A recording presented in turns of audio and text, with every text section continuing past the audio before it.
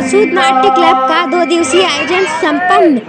पहले दिन हरसूद नाट्य क्लब द्वारा जादू का सूट तो दूसरे दिन बिहान ड्रामा क्लब के द्वारा दोपहर का नाटक हुआ। मुकेश मालवीय दबंग के हरसूद शासकीय महाविद्यालय में 2 दिवसीय नाट्य समारोह का आयोजन हरसूद नाट्य क्लब के द्वारा किया गया। पहले दिन हरसूद नाट्य क्लब के द्वारा जादू का सूट नाट्य क्लब समारोह किया गया, जिसका लेखन अलखंडन ने किया। निर्देशक अंकुर सिरोटिया ने किया। नाटक में एक राजा हर घंटे नए नए कपड़े पहनने का जुनून है।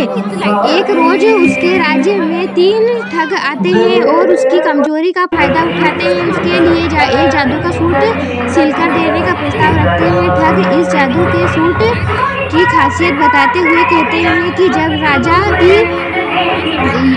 जी यह सूट पहनेंगे तब यह मूर्खों और फटीचरों और नकली रईसों को नहीं दिखाई देगा और इसे सिर्फ खानदानी रईस और विद्वान ही देख पाएंगे। राजा उनके झांसे में आ जाता है। जादू का सूट पहनने के चक्कर में राज्य का खजाना लुटवा देता है। 3 ठग राजा को राज्य को नंगा कर रफू चक्कर हो जाते हैं। अर्थात नाट्य के माध्यम से यह समझाया कि मल्टीनेशनल कंपनियों के चक्कर में न आते हुए स्वदेशी अपनाना चाहिए।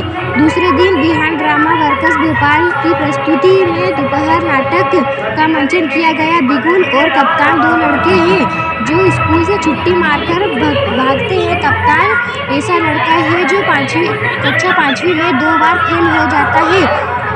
उससे कम उम्र का बिगुल उसकी कक्षा में आ जाता है। वह सबसे पीछे की पंक्ति में बैठता है। वह निडर और उद्दंडी भी, उसका मन हमेशा बाहर की ओर भागता है। उसको टीचर की डांट और मार भी पड़ती है, लेकिन वह रोता बिल्कुल नहीं है।